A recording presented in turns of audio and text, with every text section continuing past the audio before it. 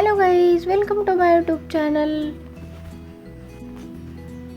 आज मी बनवत आहे मटकीची उसळ। 4 मोठ्या आकाराचे कांदे बारीक कापून घेतलेले आहेत आणि कढईमध्ये तेल गरम करायला ठेवलेलं आहे आणि त्याच्यामध्ये अगोदर मोहरी घालून घेतली, जिरे घालून घेतली आणि छान तडतडू दिली आणि त्याच्यानंतर जे कांदा आपण कापून घेतलेला आहे तोही याच्यामध्ये घालून घेतला। कांदा हा लालसर होईपर्यंत छान असा भाजून घेतला आणि छान कांदा भाजून घेत आहे। आणि मी मटकीची उसळ बनवण्यासाठी कालच मटकी सकाळी भिजू घालून रात्री बांधून ठेवली होती आणि मटकीला छान मोडही आलेले आहेत। आणि त्याच्यानंतर याच्यामध्ये लसूण बारीक चॉप करून घालायचा आहे आणि एक टोमॅटोही बारीक चॉप करून घातलेला आहे आणि हे छान मिश्रण तेल सुटेपर्यंत भाजून घ्यायचं आहे आणि टोमॅटो असा मऊसर झाला पाहिजे, मग भाजीमध्ये चवीला छान लागतो। आणि नंतर त्याच्यामध्ये थोडंसं मीठ, लाल तिखट आणि गोडा मसाला आणि किचन किंग मसाला हे बेसिक मसाले मी या भाजीमध्ये घालून घेतलेले आहेत आणि याला तेल सुटेपर्यंत छान असं मिक्स करून घेणार आहे, भाजून घेणार आहे आणि शेवटी थोडंसं पाणी घालून आणि अजून थोडंसं पाणी घातल्याने भाजीला तेल छान सुटतं आणि भाजीला कलरही छान येतो।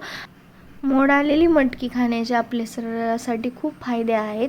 ती आपल्या शरीरासाठी खूपच पौष्टिक आहे। आपल्या शरीरामध्ये एखाद्याच्या जर रक्ताची कमी असेल त्याची कमतरता ती भरून काढते आणि लहान मुलांना द्याल तर त्यांची हाडं ही मजबूत होण्यासाठी मटकी ही खूप उपयुक्त आहे। आणि असंही म्हटलं जातं की मटकीमुळे आपला कफ कमी होतो आणि जर आपण मोड आलेली मटकी अशीच जरी खाई रोज सकाळी तर आपण जास्त एनर्जेटिक फील करतो।